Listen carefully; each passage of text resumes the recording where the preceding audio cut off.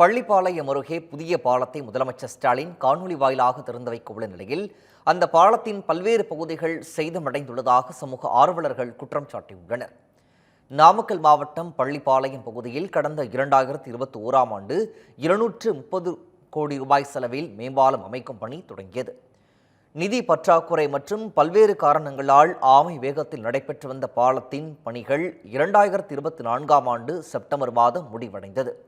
கடந்த 5 மாதங்களாக பாலம் திறக்கப்படாமல் இருந்த நிலையில் காணொலி வாயிலாக முதலமைச்சர் மு.க.ஸ்டாலின் இன்று திறந்து வைக்கிறார். இந்த நிலையில் பாலத்தின் பல்வேறு பகுதிகள் சேதமடைந்துள்ள வீடியோ சமூக வலைதளங்களில் வைரலாகி வருகிறது.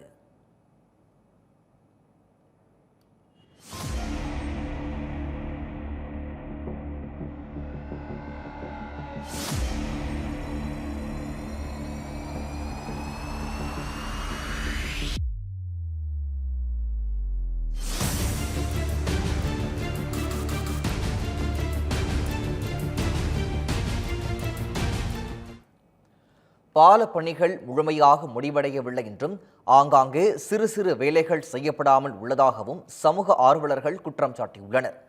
மேலும் அவசர கதியில் பாலம் கட்டுமானம் பணிகள் நடைபெற்றுள்ளதாகவும் அலட்சியமாக செயல்பட்டது யார் எனவும் கேள்வி எழுப்பியுள்ளனர்.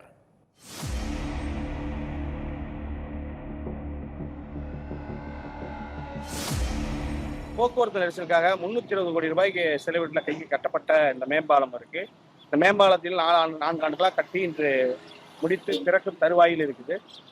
நாங்களும் இந்த திறக்காமலே இருந்தாங்க, நாங்கள் உடனடியாக திறக்கணுங்கிற அந்த நெருக்கடியை தவிர்க்குங்கிறதுக்காக கேட்டோம். அதே போல் 2-3 நாட்களுக்கு முன்பு வந்த மழையின் காரணமாக பார்த்தீங்கன்னா அந்த ஓரம் பூராமே தண்ணீர் வந்து அந்த வாகன ஓட்டிகளை அல்லது இருசக்கர வாகனம் பூரா அருவி போல் அந்த தண்ணீர் போட்டுச்சு மேலே இருந்து. மழைநீர் வடிகால் வைக்கப்பட்ட அந்த குழாய்களில் மழை நீர் செல்வதில்லை.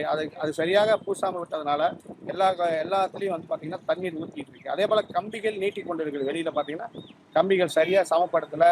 அதே போல் வர்ணங்கள் பூசப்படாமல் இருக்குது. வர்ணங்கள் பூசாமல் அப்படியே இருக்குது. பார்த்தா புது பாலம் மாதிரி தெரியல, பழைய பாலம் மாதிரி தான் இருக்குது. அதே போல் நீங்கள் பார்த்தீங்கன்னா அந்த தகடுகள் அந்த ஸ்ட்ரீட் லைட்டுக்காக வைக்கப்பட்ட ஒரு அடைக்கப்பட்ட தகடுகள், அந்த தகடு பார்த்தீங்கன்னா பேப்பர் கணத்தில் வச்சுருக்கிறாங்க. அது என்ன ஆகுனா இன்னும் 2 நாளில் 3 நாளில் அது கிழிந்து போவதற்கோ அல்லது உடைந்து போவதற்கான காரணம் இருக்கு. இதையெல்லாம் ஒப்பந்ததாரர்கள் கவனக்குறைவாக செலவுகளை மிச்சம் செய்வதற்காக செய்திருக்காங்க. இதை அதிகாரிகள் மற்றும் இருக்கும் அரசும் ஆய்வு செய்து நடவடிக்கை எடுக்க வேண்டும் தாழ்மையுடன் கேட்டு